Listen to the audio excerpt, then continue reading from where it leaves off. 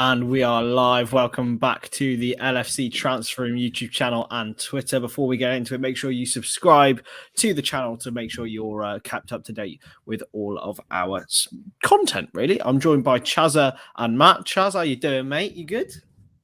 Yeah, I'm all right. Can't complain, just chilling. Yeah. And Matty, he's currently stuck at work, but he's still managing to come on the live streams and be with the boys. How are you, mate? You good? Yeah, not bad. Excited to see Curtis Jones again in the Champions League game. Hopefully he has his Trent moment tonight. That's what I'm praying for. Yeah. So going through the team currently now, Allison in goal, James Milner right back. Obviously, Trent Alexander-Arnold couldn't be there. Hello. I'm not going to try. Callum. Okay. Milner, Matip, Van Dijk, and Robertson, which is something that we're very surprised about. Fabinho, Jones, and Henderson with Mane, Salah, and Jota up front. Matty, what was your initial reaction to that team news, mate? I think it was expected. I mean, I did think we might maybe see Minamino or something, but it's a strong 11, with the exception of Trent for Milner. But when Milner played right back against Palace, he was up there around the match for me, so can't complain. No, in our predictive 11, Charlie, we had some very different lineup to that. What changes do you think Jurgen should have made? A lot, honestly. I think Tsimikas deserves to play. I don't think it's like I don't know, it's hard. I think Robertson's been not his usual self. He's been a bit poor, especially in the Brentford game. He was probably the worst defender there. Tsimikas hasn't put a foot wrong. Look, I'm not mad that Robertson's playing. I just think that Tsimikas is, he should have played. So, but apart from that, I think Minamino as well could have played. I just think it's really strong considering the fact that we've got Man City on Sunday. Obviously, it's Tuesday, Sunday, as you said, so it's a bit more of a rest than he usually would. But I'd still have liked to seen a bit of rotation because this happened last year. We played our strongest team week in, week out, and eventually injuries caught up with us. I think Porto was a team that we could afford to drop players against. Yeah, I mean, well, this season I think they got a good team, Porto. Yeah, it's a good team, isn't it? Yeah, but are you not expecting anything else than a win here today? Like, we should be rolling these over by at least 2 to 3 goals. We could have easily done that with Tsimikas in the side and maybe even Minamino instead of one of the front three. My honest opinion is on current form, Kostas Tsimikas is better than Andy Robertson on current form. Yeah, he is 100%, and that's why he should have started. He 100% should have started. I have not spoken to or seen one Liverpool fan who isn't in agreement that Andy Robertson, that Tsimikas is better than Robertson, and he should have started. And now if he doesn't start against City, Tsimikas, then you're looking at it like, what's the guy got to do to get a game? Is he only playing in the EFL? But I don't know. I think he should have started today anyway. Especially Tsimikas is the one that's really lost. Unless he's playing against City, Charlie. You think Klopp will do that though? I think he's taking a massive risk here playing his strongest 11 against Porto. However, before we get into that, but if you are watching on Twitter, come and join us on YouTube. Your comments will definitely be read out as we will obviously do that. But before we do, we have got 5 substitutions today. Do you think that maybe had an impact on Jurgen Klopp's selection? Potentially, yeah. I think you might, if with the game's done within 45 minutes, then we might see a lot more changes. But I still agree with Charlie. Like, Kostas could have got 90 minutes today, whether it was 5 subs or 3 subs. You know what I mean? He deserved 90 minutes today, in my opinion, Kostas. And if on current form, Andy Robertson had a howler against Brentford, and Kostas, when he's been called upon, has played well. So why not give Kostas a go and save Andy Robertson for City? Because what if, touch wood, it doesn't happen, but what if Robbo picks an injury up today and then you're going into the biggest game of the season without the best left back in the world? You know what I mean? It just feels stupid to risk them when it is more or less a guaranteed win. as well. The one pick that really weirds me out is Joel Matip. Yeah, I was I don't- literally about to say that. Why? Don't really understand that one unless he thinks unless he's going to play Canate against City or Gomez. But Matip 3 games in a week, I can't. I don't understand it really. Yeah, and Unless we've there's got no to, injury, fellas sorting them out. but we've got to remember as well, he played terrible against AC Milan. Was probably the worst defender on the pitch against AC Milan, and he didn't cover himself in glory against Brentford either. Did Matip play against AC Milan? Yeah. Yeah, Oh, did he? Yeah, he did. Since Canate, wasn't it? since on that stream, I said Joel Matip doesn't have a bad performance. He's put in 2 out of 10s. Yeah. So like, and it's baffling even more. I'd understand it, if we only had like one backup defender, but we've got 2 other defenders who are fully fit and who, when called upon this season, haven't played bad.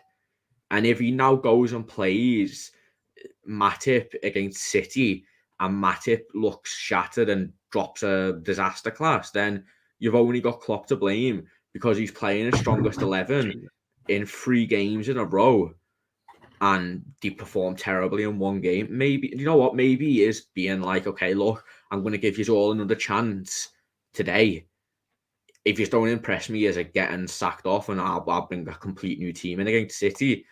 But again, massively risky if he does that.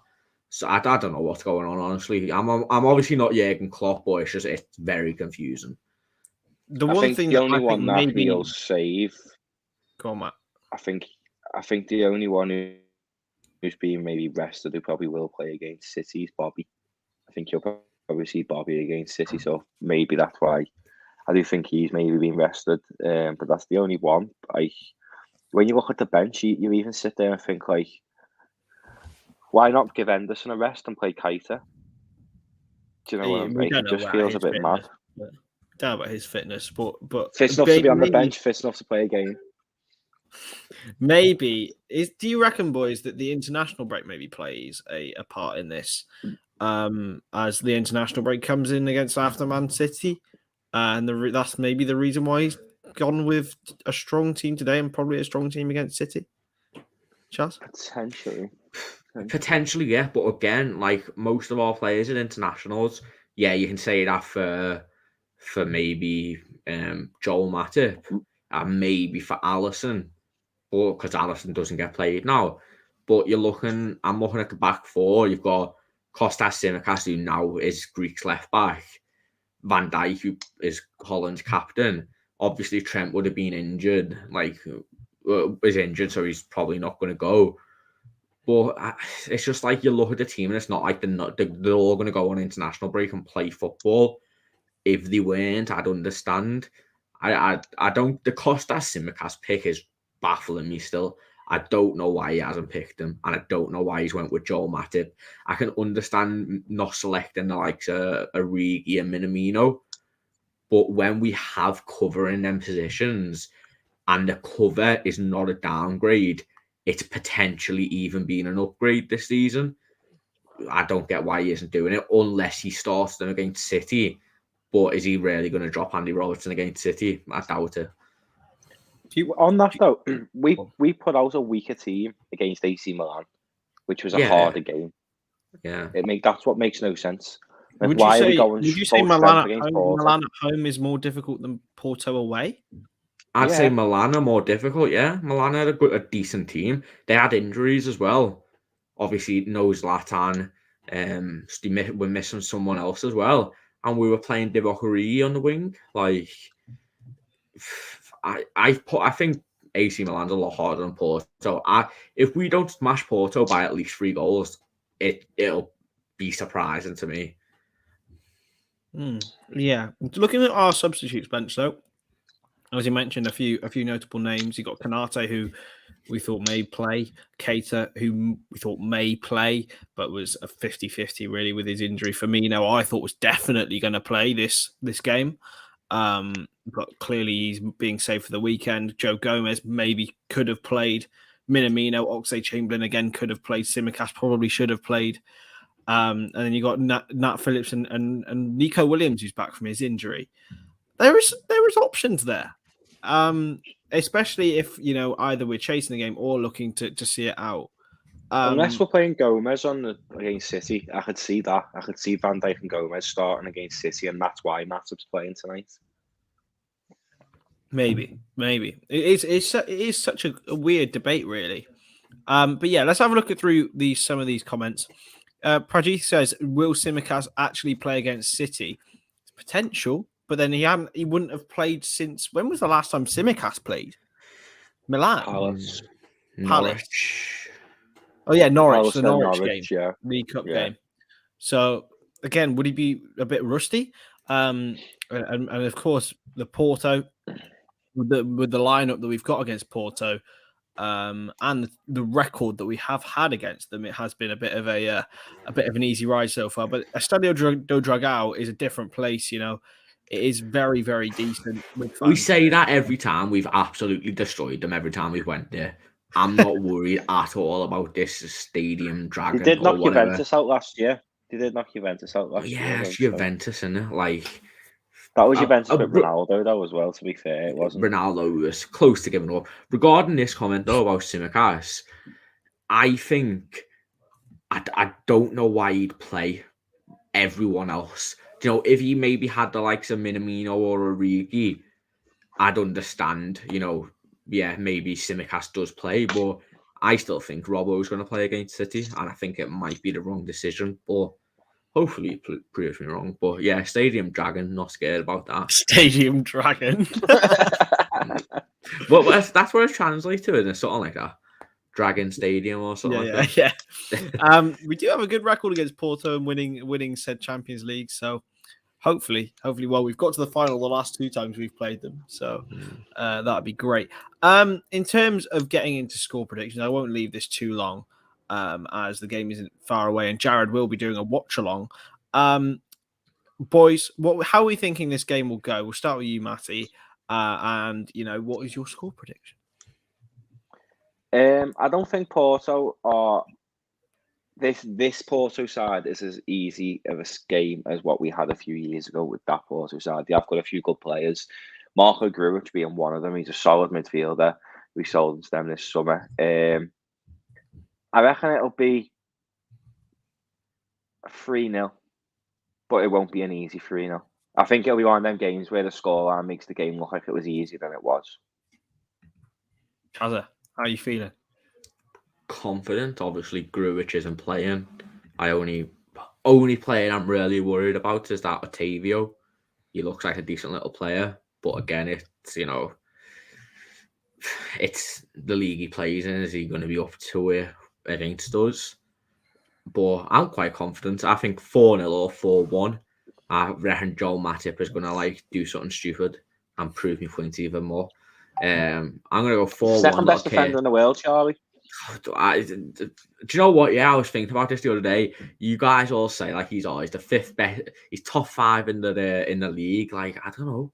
I don't rate him that much. I think he's sick and he's a good defender. We got him for free. Nah, yeah. But I'd start phasing Konate in now. Anyway, I'm gonna go. I would face Gomez in. I think Gomez is better than Matip now, and Gomez knows. Gomez is a monster. That way. He's quality, mate. He's rapid. But I'm gonna go 4-1, a little Curtis Jones hat-trick and Virgil van Dijk goal. We'd love a Curtis Jones hat-trick. I would love it. I'm gonna be a little bit more tentative. I'm gonna say 1-0. I think we'll squeak it. Mo Salah penalty and defend it out, mate.